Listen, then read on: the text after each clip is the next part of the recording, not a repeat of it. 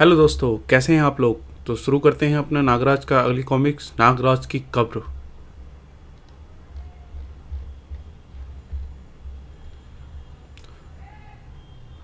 कुख्यात वैज्ञानिक प्रोफेसर नागमणि ने नागराज का निर्माण आतंकवादी गिरोह के लिए किया। एक ऐसा शस्त्र जो प्रत्येक परिस्थिति का मुकाबला कर सकता था।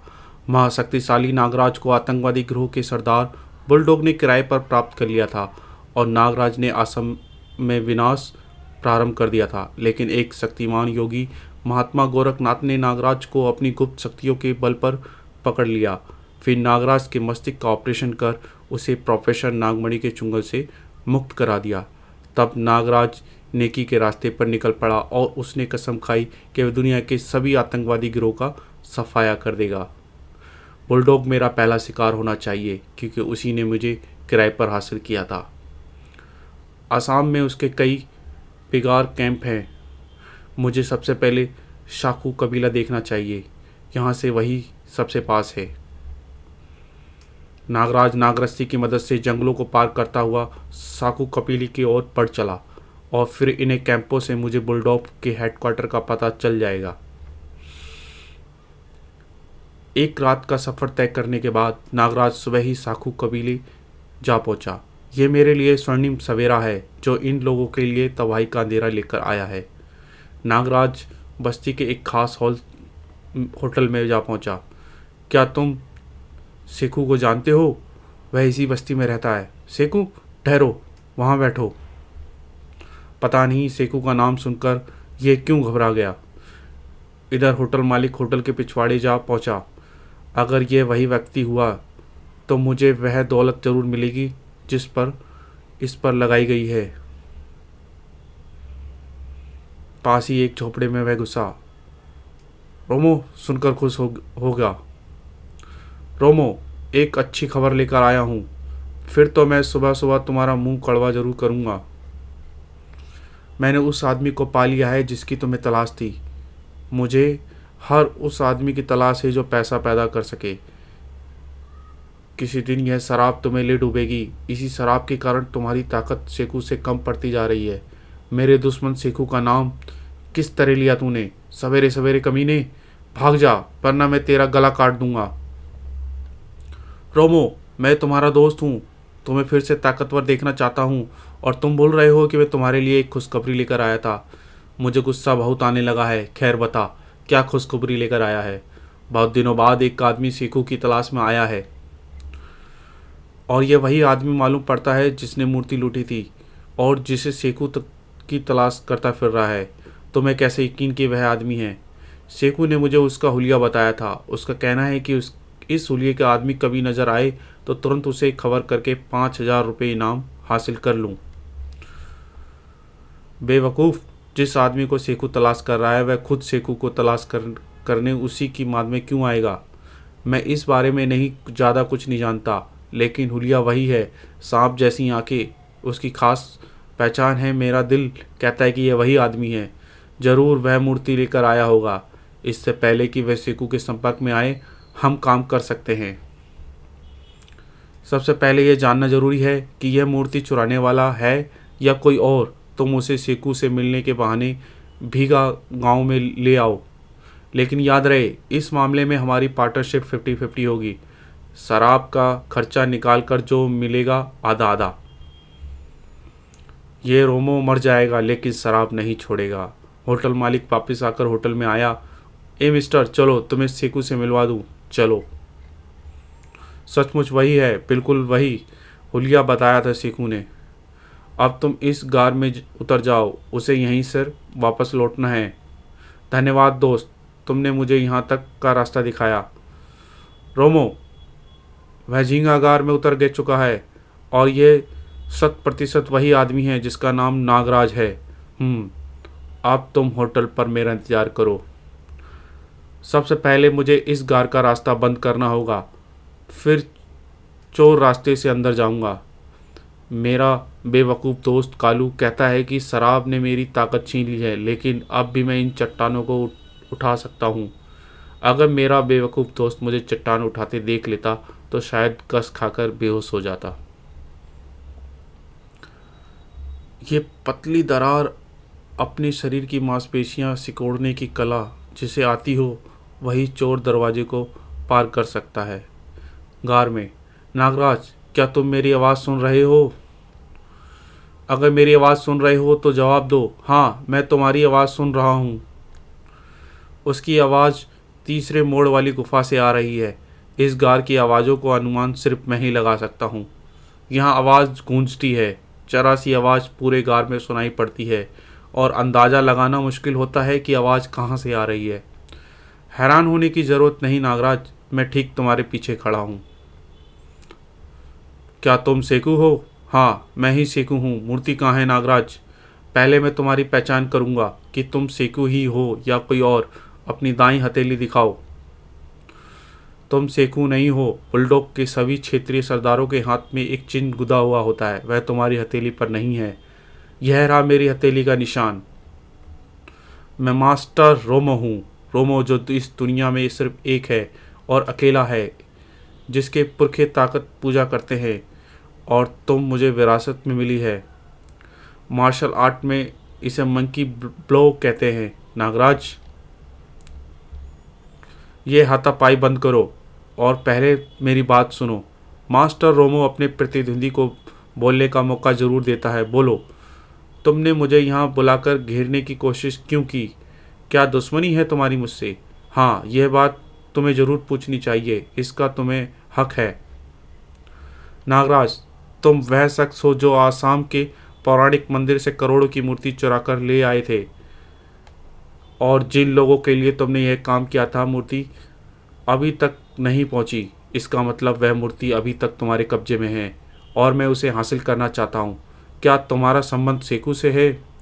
कभी था, जब मैं उसके लिए भाड़े का कातिल बनकर चंद रुपए पा लेता था। मैंने इस गिरोह के लिए बड़े बड़े काम किए, लेकिन फिर मुझे इस कारोबार से नफरत हो गई और मैंने सेकू के लिए काम करना छोड़ दिया। लेकिन मैं तुम्हें यह सब बातें बताने नहीं आया हूँ, मैं तुमसे मूर्ति हासिल करने आया हूँ। मूर्ति मेरे पास नहीं है और ना ही तुम उसे हासिल कर सकते हो। दोनों में फाइट होती है। आदमी जानवर है लेकिन अक्ल दुरुस्त नहीं है, इसकी अक्ल दुरुस्त करनी होगी। ओह, तो तुम मार्शल आर्ट भी जानते हो और यह है तुम्हारा असली रूप? स्नैक हैंड का माहिर है। ठाक, ओह, तड़ाक, ठाएं। मैं चाहूँ तो तुम्हारी ज़िंदगी छीन सकता हूँ। रोमो, भले ही तुम मास्टर हो, लेकिन तेरे मेरे मुकाबले नहीं ठहर सकते। पहली बार मेरा पाला किसी उस्ताद से पड़ा है। मैं अपनी शिकस्त कबूल करता हूँ। तुम चाहो तो मेरी ज़िंदगी छीन सकते हो, क्योंकि मैंने तुम्हारे साथ बहुत बुरा सलूक किया है। झींगागार में फंसाकर मेरा शिकार आज तक निकल नहीं पाया। तुम पहले व्यक्ति हो जिसकी शक्ति अपरंपार है। मैं तुम्हारी गुस्ताखी को माफ़ करता हूँ, लेकिन गिरोह के लोग इस गुस्ताखी की सज़ा मुझे ज़रूर देंगे। मैं कुत्ते की मौत नहीं मरना चाहता हूँ, इसलिए बेहतर है कि तुम मुझे यहीं कत्ल कर दो। जिस गिरोह की बात तुम कर रहे हो वो मेरे दुश्मन है। मैं इस बुराई के विरुद्ध लड़ने वाला एक सिपाही सलाहर हूँ। मूर्ति उसी मंदिर में पहुँच चुकी है जहाँ से चुराई गई थी। अगर यही बात है तो मैं तुम्हारा सिपाही बनकर कुत्ते की मौत मरने के लिए भी तैयार हूँ। सिपाही नहीं दोस्त। नागराज, तुम सचमुच महान हो। मैं बाहर निकलकर गार का दहाना खोलता हूँ। इसकी कोई ज़रूरत नहीं है दोस्त, मैं भी तुम्हारी तरह इस दरार से निकल सकता हूँ। दोनों गार से बाहर निकल आए। रोमो, जब उन लोगों को पता चलेगा कि तुम विद्रोही हो गए हो तो नहीं, इसका उन्हें कुछ पता नहीं चलेगा, क्योंकि अब मैं उनके लिए काम नहीं करता हूँ। एक बात याद रखना रोमो, तुम्हें मैंने अपना दोस्त बनाया है, इसलिए तुम बुलडॉग के बारे में सच सच बताओगे। इस खेल में तुम विभीषण की भूमिका अदा करोगे और मैं राम की। इस तरह रावण की लंका भस्म हो जाएगी। अभी हम सेखू के पास चल रहे हैं, लेकिन उसे हमारी योजना का पता नहीं चलना चाहिए। अब मुझे फिर शराब की तलक महसूस हो रही है। दोनों वापस उसी बस्ती में लौट आए। हम रात के अंधेरे में सेखू तक पहुंचेंगे। बस्ती में अंधेरा फैल गया। अब यह शराब पीनी बंद करो और मुझे शेखू के पास ले चलो। हाँ, अब तक वह अफीम की खेती से लौट चुका होगा। यह जो गोल घेरे में सिर्फ झोपड़ियाँ बनी हैं, ये शेखू की हैं। इसके बीच एक बड़ा दालान है जिस पर शेखू का मकान खड़ा है। इस गेट के से अंदर जाया जाया जाता है। गेट पर स्टैंड गन धारी खड़े हैं। वहीं रुक जाओ, कौन हो तुम लोग?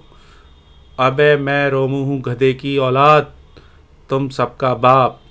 यह शराबी बॉस का मुंह लगा है, लेकिन इसके साथ कौन है?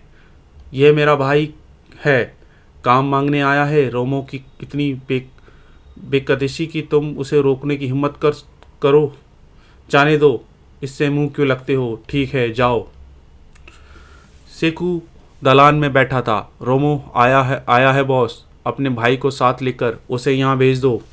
मैं रोमो का भाई नहीं हूँ और तुमसे अकेले में बात करना चाहता हूँ। क्या मतलब, कौन हो तुम? नागराज। नागराज? सबूत चाहिए तुम्हें इसका? नहीं, मुझे इसकी ज़रूरत नहीं। रोमो किसी को गलत आदमी को यहाँ नहीं ला सकता। तुम सब लोग नागराज के स्वागत के लिए जश्न की तैयारी करो। हम तुम्हें तलाश कर रहे थे नागराज। रोमो तुम्हें कहाँ मिला? करीब के जंगलों में रास्ता भटक गया था। हाँ, वहाँ रोमो मुझसे टकरा गया और फिर मुझे यहाँ ले आया। मूर्ति कहाँ है? फिलहाल मैंने उसे कहीं छिपा दिया है। उसकी वजह से एक जादूगर मेरे पीछे पड़ गया था। उस जादूगर की वजह से हम पहले भी बहुत नुकसान उठा चुके हैं। मूर्ति उसके हाथ तो नहीं लगी? नहीं, लेकिन फ़िलहाल उसे हासिल करना भी संभव नहीं है। इस समय सबसे आवश्यक काम है मेरी बुलडॉग से मुलाकात होना, और उसकी व्यवस्था तुम कर सकते हो। मैं हेडक्वार्टर को तुम्हारा संदेश पहुंचा दूंगा। फिर जैसा आदेश ऊपर से प्राप्त होगा उसी के अनुसार काम किया जाएगा। नागराज के स्वागत में जश्न मनाया गया। तुम्हारे संबंध में बहुत चर्चा सुनी है नागराज। क्या अपनी कला का प्रदर्शन करोगे? मैं अपनी कला को सार्वजनिक प्रदर्शन की चीज़ नहीं समझता। हेलो, सेखू group number 5 on the line, over. Headquarter 0 control station, over. Nagraj आ गया है, स्टेशन 5 में मौजूद है और सुपर बॉस से मुलाकात करना चाहता है। जवाब का इंतजार करो, ओवर। कुछ समय उपरांत सुपर बॉस का हुक्म है कि नागराज को ख़त्म कर दो। नागराज को ख़त्म? हेलो, मेरे कानों का धोखा तो नहीं हुआ? नागराज ने हमसे गद्दारी की, उसे ख़त्म कर दो, ओवर एंड ऑल आउट। सेकू ने अपने वफादार साथियों को तुरंत बुलाया। चारों तरफ मोर्चाबंदी कर दो। नागराज किसी भी रास्ते से निकलने ना पाए, उसे खत्म करने का ऐलान है। ओके बॉस, वह बचकर नहीं निकल सकता। फिर सेकू ने रोमो को तलब किया। बहुत दिनों से मैंने तुमसे काम नहीं लिया। क्या तुम्हारी ताकत आज भी बरकरार है या शराब ने तुम्हें खोखला कर दिया है? काम बताओ उस्ताद, और काम की कीमत बताओ। तुम्हें आम खाने का मतलब होना चाहिए, पेड़ गिनने का नहीं। तुम्हें नागराज की हत्या करनी है क्या? वह तुम पर यकीन करता है, तुम उसे आसानी से ठिकाने लगा सकते हो, और अगर वह तुमसे बच निकला तो बाहर दूसरे लोग उसके स्वागत के लिए तैयार मिलेंगे। 1 लाख रुपए नगद मिलेगा। 1 लाख रुपए? इसके लिए तो मैं अपना ही कत्ल कर सकता हूँ। लेकिन क्या मैं पूछ सकता हूँ कि यह फैसला अचानक कैसे हुआ? सुपर बॉस का ऑर्डर आया है। रोमो नागराज के पास पहुंचा और एक झोपड़ी में सेकू का मेहमान बना हुआ था। तुम्हारे कत्ल का फरमान लेकर आया हूँ। इसका मतलब भेद नहीं रहा। इतनी जल्दी शुरुआत हो जाएगी मुझे उम्मीद नहीं थी। तुम मुझे जख्मी करके यहाँ से भाग निकलो और मैं बताता हूँ कि भागने के लिए तुम्हें कौन सा रास्ता अपनाना है। नहीं रोमो, जिन लोगों को मालूम हो चुका है कि नागराज ने गद्दारी की है वे तुम्हारे गद्दारी से भी वाकिफ़ होंगे, इसलिए मैं तुम्हें साथ लेकर ही जाऊँगा। अगर उन्हें मेरी गद्दारी का पता चल गया था तो फिर उन्होंने मुझे तुम्हारे कत्ल के लिए एक मोटी रकम की पेशकश क्यों की? इसका जवाब मैं तुम्हें दूंगा। ओह सेकू, तुम हमारी बातें सुन रहे थे? मैं अपने कमरे में बैठकर भी तुम्हारी बातें सुन सकता था। देखो इस गुलदस्ते में क्या है। माइक्रोफोन? मैंने कच्ची गोलियां नहीं खेली हैं नागराज। आचार्य इस बात का है कि रोमो को तुमने अपनी फरेब में कैसे ले लिया। डोंट मूव, मेरे साथ सच्चे निशानेबाज हैं। मेरे ख्याल था कि 1 लाख के लालच में रोमो तुम्हें कत्ल कर देगा, फिर तुम रोमो का कत्ल कर दोगे। फिर तुम में से एक रहेगा जिन्हें बाहर निकलते ही गोलियों से भून दिया जाएगा। लेकिन तुम तो कहते हो कि सुपर बॉस का हुक्म है। सुपर बॉस के हुक्म के बाद ही तो मुझे तुम्हारी गद्दारी का एहसास हुआ। रोमो, बहरहाल अब दोनों मरने के लिए तैयार हो जाओ। ठाएं आई। अपने साथियों पर नागराज का हमला तो देख शेखू भाग खड़ा हुआ। कम ऑन रोमो, जमीन से चिपक जाओ। उनकी गोलियां मेरा पीछा करेंगी। मैं उनका सारा ध्यान अपनी तरफ केंद्रित रखूंगा और इस बीच फायर हो सकते हैं। मैं पीठ दिखाकर भागने वालों में से नहीं हूँ। तुम्हें यहाँ अकेले छोड़कर नहीं भाग सकता उस्ताद। अभी मेरा कमाल देखो। ओह, नागराज तो सांप की तरह तेजी से रेंगता हुआ निकल गया। मुझे भी अपनी कला का प्रदर्शन करना चाहिए। धड़ाम। इधर रोमो छप्पर फाड़ के कूदा और उधर ठाए ठूस तड़ाक। शेखू के अड्डे पर तबाही के बादल मटराने लगे। ले अब भाग का बदला देख।